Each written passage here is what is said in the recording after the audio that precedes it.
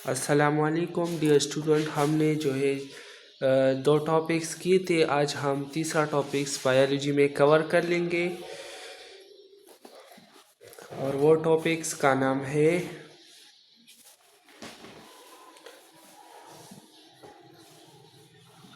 Linkage of biology with other fields. Students, मैं पहले इस टॉपिक से शुरू करने से पहले आपको कुछ बता देना चाहता हूँ। जो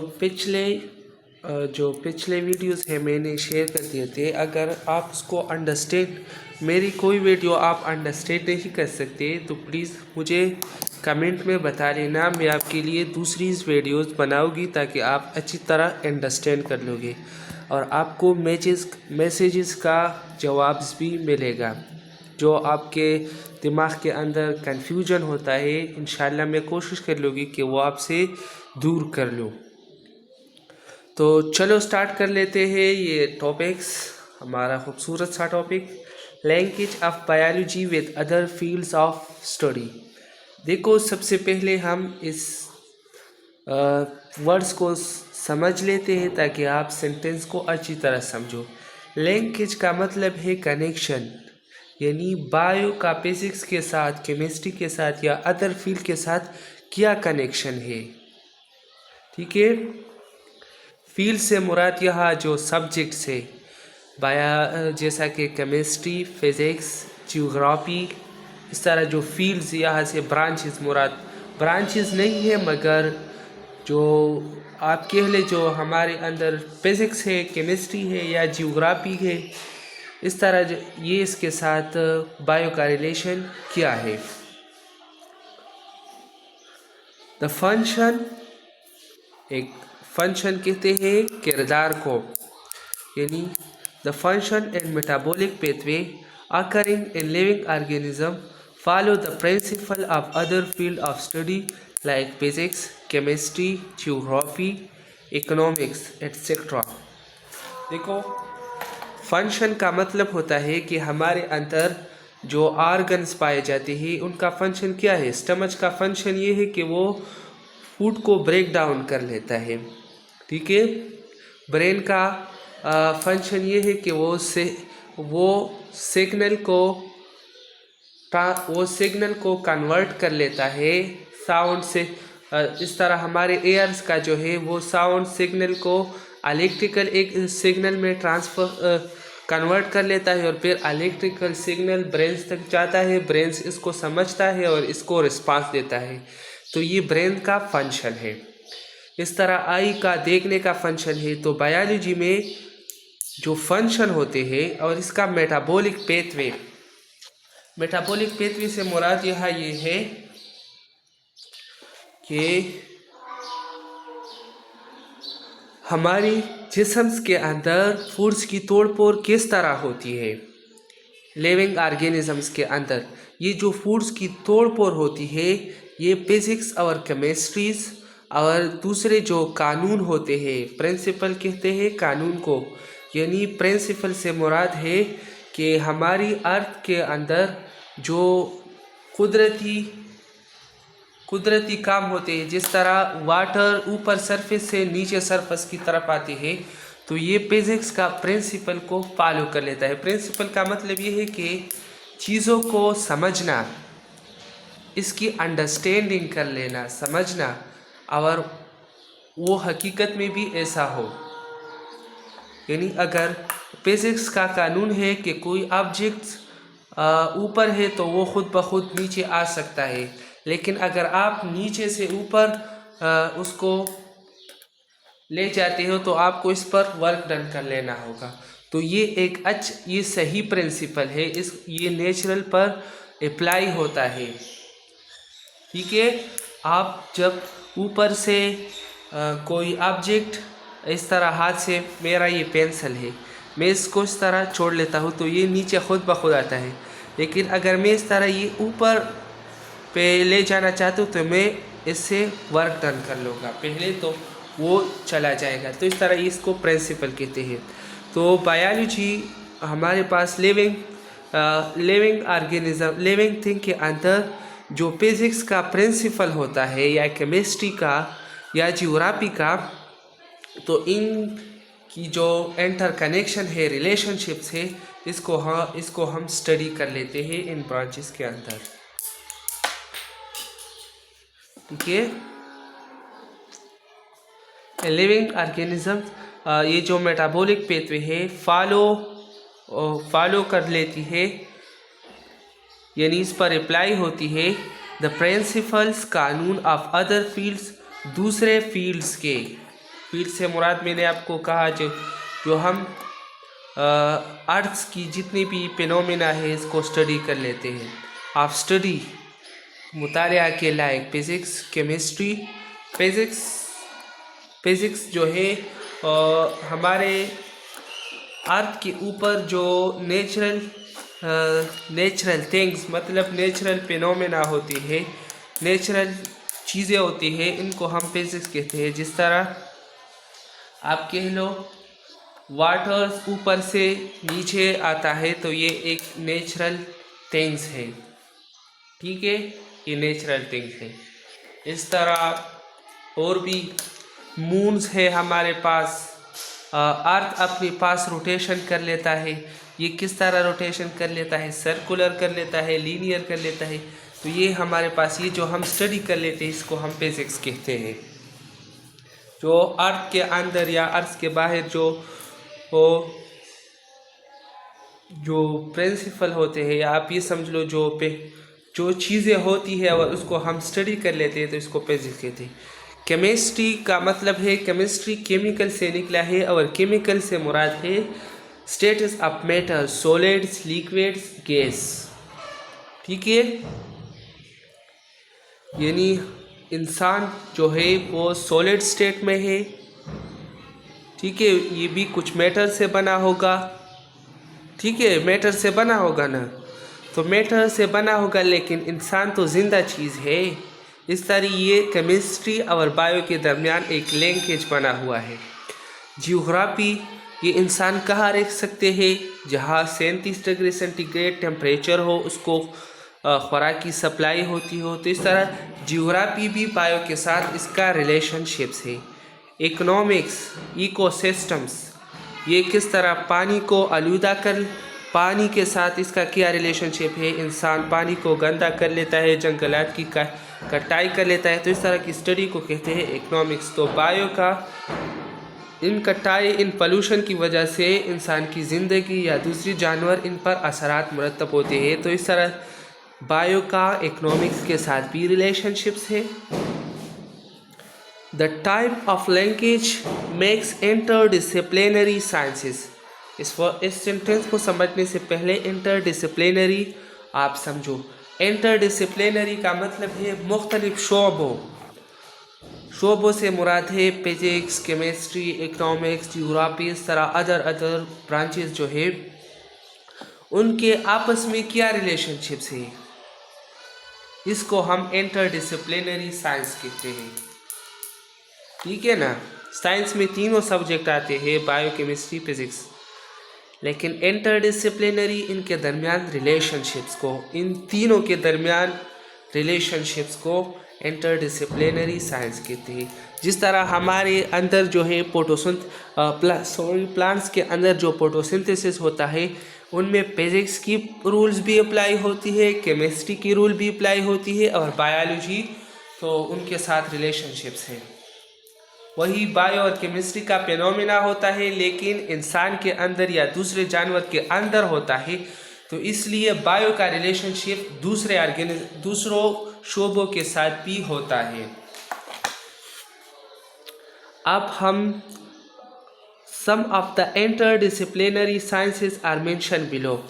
मैंने कहा था ना कि इंटरडिसिप्लिनरी यानी बायो के साथ दूसरे शोबों का क्या रिलेशनशिप्स है, इसको इंटरडिसिप्लिनरी साइंसेस कहते हैं। वो मेंशन यानी इनका जिक्र किया गया है बिलो, नीचे। ठीक है, तो इनमें सबसे पहला टॉपिक्स है बायोफिजिक्स। ठीक है, biophysics is an interdisciplinary study of understanding biological phenomena and problem using the principle and techniques of physics। ठीक है, बायोफिजिक्स इज इंटरडिसिप्लिनरी, ये इंटर दरमियान, ठीक है, आप यूँ समझ लो, इंटरडिसिप्लिनरी रिलेशनशिप्स है, स्टडीज़ मुताले को अंडरस्टैंडिंग समझने के बायोलॉजिकल फिनोमिना, जो लिविंग थिंग्स के अंदर जो एक्टिविटीज़ होती है इन प्रॉब्लम्स और जो मुश्किलात आते हैं using the principle and techniques of physics. इस सेंटेंस का मतलब ये है कि लिविंग थिंग्स के अंदर फिजिक्स की जो रूल्स होती है वो उस लिविंग्स के अंदर अप्लाई होती है। तो इस तरह इन दोनों के दरमियान जो रिलेशनशिप्स है और इस रिलेशनशिप्स को कहते हैं बायोफिजिक्स। यानी बायोफिजिक्स वो फील्ड्स है जिसमें फिजिक्स की रूल लिविंग थिंग्स के अंदर अप्लाई होती है। ठीक है ना। आगे एग्जाम्पल आएगा, मैं आपको एक्सप्लेन कर लूँगा। It is use in physiology. अब देखो, physiology, bio energetics, neuroscience, pharmacology. Physiology यानी इंसान किस तरह मूवमेंट कर लेता है, ऐसे ऐसे, तो इसका मसल्स, इसकी बोन्स, ये किस तरह एक जगह से दूसरी जगह मूवमेंट्स कर लेता है। यानी इंसान के फुट्स अर्थ पे फोर्स पीछे की तरफ लगाती है और अर्थ उसके आगे की तरफ उस पर फोर्स अप्लाई कर लेती है। तो इस तरह इंसान मूवमेंट कर लेता है। इंसान के अंदर जॉइंट इस तरह बेंड होती है जिसके ज़रिए वो मूवमेंट कर लेता है। तो ये मूवमेंट्स बायोमैकेनिक्स, इसको मैकेनिक्स कहते हैं। तो एक लिविंग ऑर्गेनिज्म किस तरह बना हुआ है, अंदर से इसका स्केलेटन कैसा है, और इस तरह इस पे फिजिक्स की रूल अप्लाई होती है, तो इसको फिजियोलॉजी कहते हैं। बायो एनर्जेटिक्स यानी उसमें एनर्जी किस तरह एक जगह से एक फॉर्म से दूसरी फॉर्म में कन्वर्ट होता है। जिस तरह प्लांट्स में क्या होता है, लाइट्स आता है और वो lights into chemicals energy, lights chemical energy है, वो केमिकल एनर्जी इनटू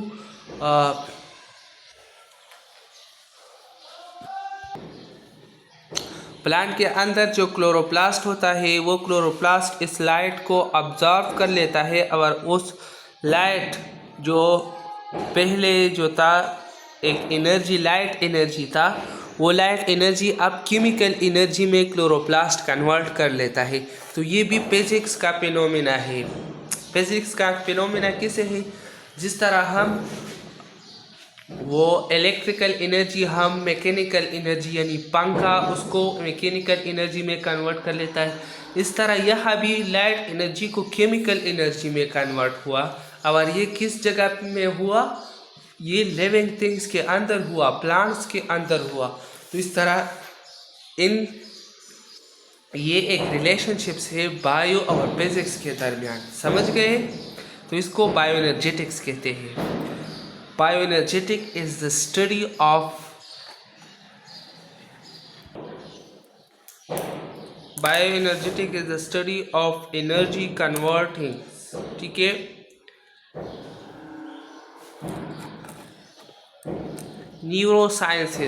न्यूरोसाइंस मतलब ये कि ब्रेन किस तरह काम कर लेता है। ये ब्रेन जो है वो इलेक्ट्रिकल एनर्जी सेंड कर लेता है, साउंड एनर्जी रिसीव कर लेता है। इस तरह और भी ये जो ब्रांच, ये भी न्यूरोसाइंस मतलब न्यूरो नर्वस सिस्टम से निकला है। साइंस वो साइंसेस जिसमें फिजिक्स, केमिस्ट्री और ये शामिल है।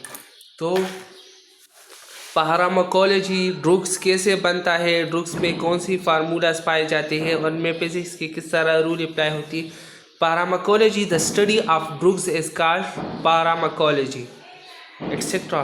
फॉर एग्जाम्पल, अब आपको एग्जाम्पल दे रहा है, photosynthesis follow the law of physics during the observation of light.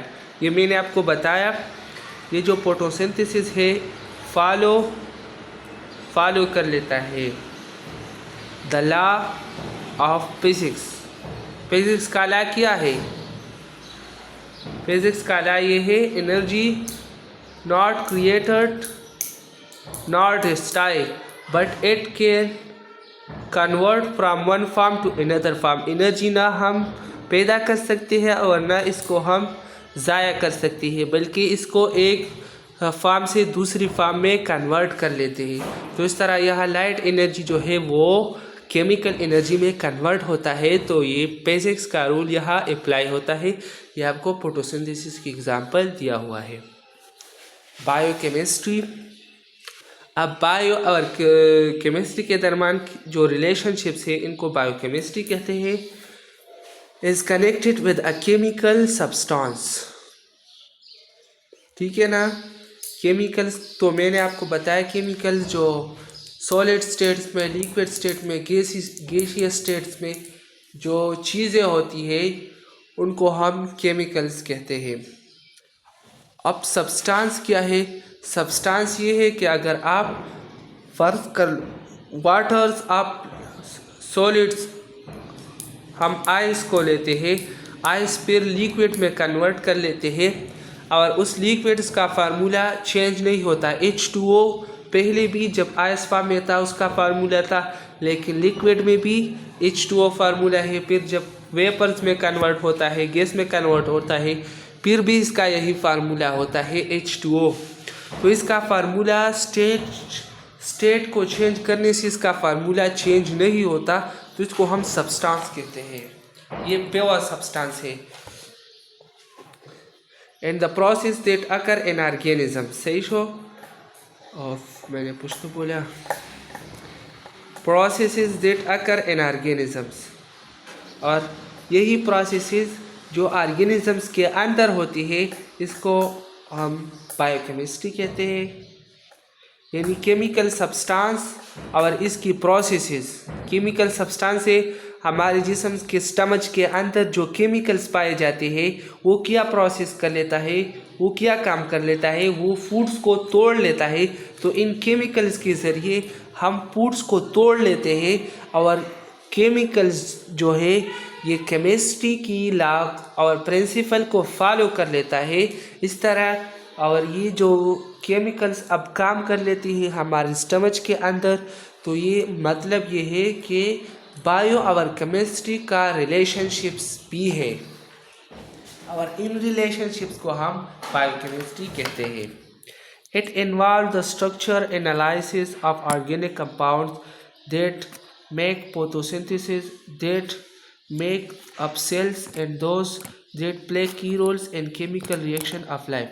अब देखो, इस सेंटेंस का मतलब ये है, हमारा जो सेल्स है वो ऑर्गेनिक कंपाउंड से बना होता है। ऑर्गेनिक कंपाउंड्स कहते हैं हाइड्रोकार्बन, हाइड्रोजन और कार्बन पर मुश्तमिल जो केमिकल्स होते हैं इसको हम हाइड्रोकार्बन कहते हैं।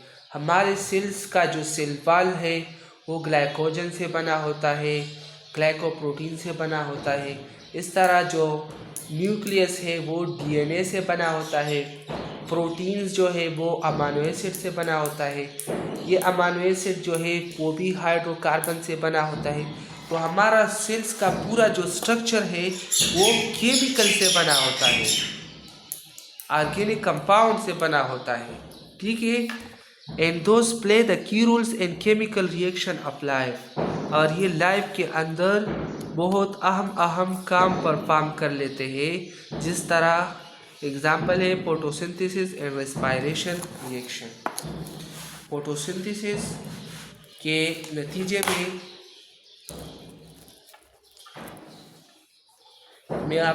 मुझे पता है आपको ये ब्रांच समझ नहीं आया, आपको समझाने की फिक्र ना करो।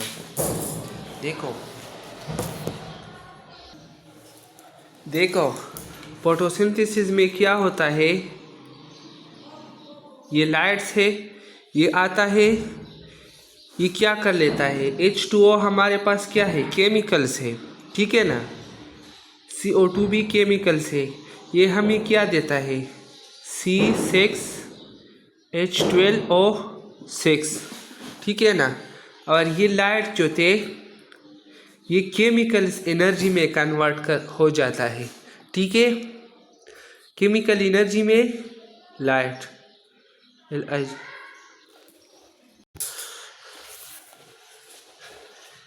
देखो अब ये जो लाइट आया, इससे इस वाटर और कार्बन डाइऑक्साइड से जो ग्लूकोज बनता है, तो इसके लिए एनर्जी की ज़रूरत होती है। तो ये लाइट आता है, ये केमिकल एनर्जी में कन्वर्ट होता है क्लोरोप्लास्ट के ज़रिए, और फिर ये लाइट एनर्जी इस ग्लूकोज के अंदर स्टोर होता है।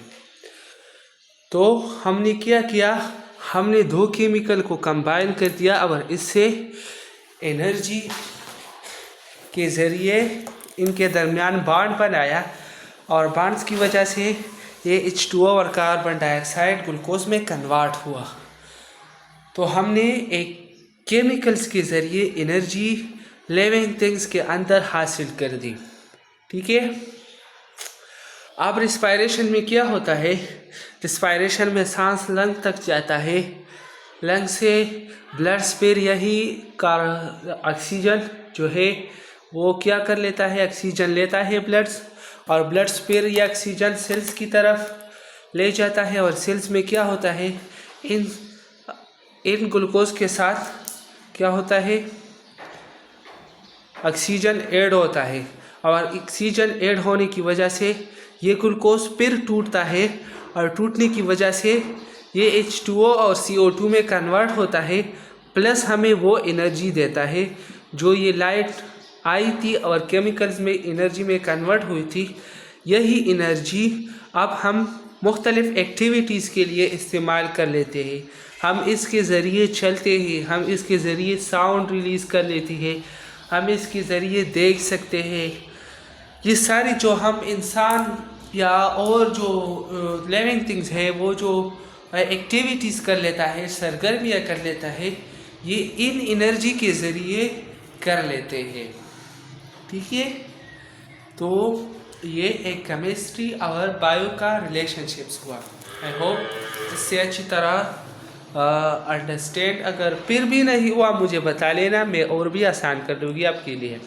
कमेंट में लिख लेना कि मुझे समझ नहीं आई। बायोजियोग्राफी, अब देखो बायो लाइफ को कहते हैं। जियो जो है वो मेरे ख्याल में हाँ ठीक है, जियो अर्थ से निकला है। ग्राफ्स मतलब फिर से समझाने की ज़रूरत है। देखो bio geography, bio mean life, Jio mean earth, graphy mean area in which living organisms live, वो इलाका जिसमें कोई जानदार रहता है, इसको ग्राफी कहते हैं। तो अर्थ में वो जगह जिसमें जानदार रहते हैं, तो इसको हम जियोग्राफी कहते हैं, अर्थ का वो। और बायो जब इसके साथ ऐड होता है तो अर्थ में कौन सी जगह पर जानदार रहते हैं और इनका हैबिटेट्स, इसका मस्कन क्या है, वो खुराक कैसे हासिल कर लेता है, तो इस तरह इसको हम बायोजियोग्राफी कहते हैं। The study of distribution of organism, distribution कहते हैं तकसीम को, ऑर्गेनिज्म को कहते हैं प्लांट्स हुआ, एनिमल्स हुआ, या और भी फंजाई बैक्टीरिया, इसको ऑर्गेनिजम्स हम कह सकते हैं। तो ये कौन सी जगह में रहते हैं, इनका तकसीम कौन सी जगह में हुआ। हमारे बुक्स में ये एग्जांपल मेंशन है कि ये जो पोलर बियर्स है ये आर्कटिक एरिया में पाए जाते हैं, जहाँ पर सारा साल बर्फ़ होता है। तो पोलर बियर बर्फ़ में रहता है, उनकी इन्वायरमेंट्स के साथ, इसी इन्वायरमेंट के साथ वो रहता है। इस तरह जो हम ह्यूमंस है वो गर्म इलाकों में रहते हैं, मॉस्किटोज़ है और जो इंसेक्ट्स है वो गर्म इलाकों में रहते हैं। तो ये इन अर्थ के मुख्तलिफ हिस्सों में मुख्तलिफ जानवर पाए जाते हैं। तो इनकी जो डिस्ट्रीब्यूशंस के बुनियाद पर हमने क्लासिफिकेशन कर दिया है और उस क्लासिफिकेशंस को हम स्टडी कर लेते हैं, तो ये बायो और जियोग्राफी के दरमियान एक रिलेशनशिप्स है। हम इसको एक रिलेशनशिप्स है और वो रिलेशनशिप्स जो जियोग्राफी और बायो के दरमियान है, इसको हम बायो जियोग्राफी कहते हैं। यानी the distribution of organisms in the different parts of earth is called biogeography। चले बुक्स की तरफ चलते हैं। बायोजियोग्राफी इज़ द स्टडी, मुतालिया है आप डिस्ट्रीब्यूशन तकसीम के ऑफ ऑर्गेनिज्म के इन स्पेस मतलब स्पेस से यहाँ मुराद स्पेस एयर भी कह सकते हो या इलाका भी कह सकते हो या अर्थ की मुख्तलिफ पार्ट्स एंड टाइम, और ये किस वक़्त में पाया जाता है। देखो टाइम्स भी उन्होंने मेंशन दिया हुआ है। सर्दी में आपने कभी देखा है कि सर्दी में मॉस्किटो नहीं होता, क्यों? मुख्तलिफ जब वार्म टाइम आता है, सीज़न वार्म होता है, तो मॉस्किटो पैदा हो जाता है। तो इसलिए इन्होंने टाइम भी मेंशन कर दिया है कि एक इलाके में जानदार की तकसीम वक़्त के लिहाज से कि ये कौन सी वक़्त इस जगह में पाए जाते हैं। फॉर एग्ज़ाम्पल इन बायोजियोग्राफी में वी स्टडी हम मुतालिया कर लेते हैं वाई पोलर बियर, क्यों पोलर बियर आर फाउंड पाए जाते हैं ओनली सिर्फ इन सर्टन पार्ट्स, कुछ पार्ट्स में of the Arctic region. Arctic regions वो रीजन होता है जिसमें सूरज की रोशनी बहुत कम आती है। उनमें एक इलाका है जिसमें 6 महीने दिन होता है, 6 महीने रात होता है, लेकिन ये मुल्क नहीं इलाका है, ये शायद रूस में पाए जाते हैं। वहाँ इसको खुद पे तुर्जबल है या क्या है, इस तरह उसको उर्दू में भी बोल देते हैं। Why malaria causing mosquitoes. अब जो मलेरिया काजिंग मॉस्किटो है वो डेरान, कोड़ा क्रैकर, डैम एंड वार्म एरियाज इसमें क्यों पाए जाते हैं। तो इस तरह स्टडी को हम कहते हैं बायोजियोग्राफी। समझ गए? फिर भी नहीं समझाया मुझे बता लेना, मैं आपके लिए ताबेदार हूँ। कमेंट्स में आप लिख लो कि मुझे ये टॉपिक समझ नहीं आई, ये वर्ड समझ नहीं आई, या मुझे पूरी वीडियो समझ नहीं आया, तो मैं आपके लिए दूसरी वीडियोस इससे अच्छी बना लूँगी और आपको अंडरस्टैंडिंग भी होगा। साथ साथ अगर फिर भी आप ये समझ लेते हो कि कमेंट्स में शायद वो कभी देख लेगा, तो व्हाट्सएप के ज़रिए भी मुझसे राबिता कर सकते हो। ये मेरी नंबर्स है, आप नोट कर सकते हो। +92 337 54 81 446, ये मेरी नंबर्स है, ठीक है। कॉल कर सकते हो, मैं आपको जवाब दूंगी जो कन्फ्यूजन है। शुक्रिया, खुदा हाफिज़।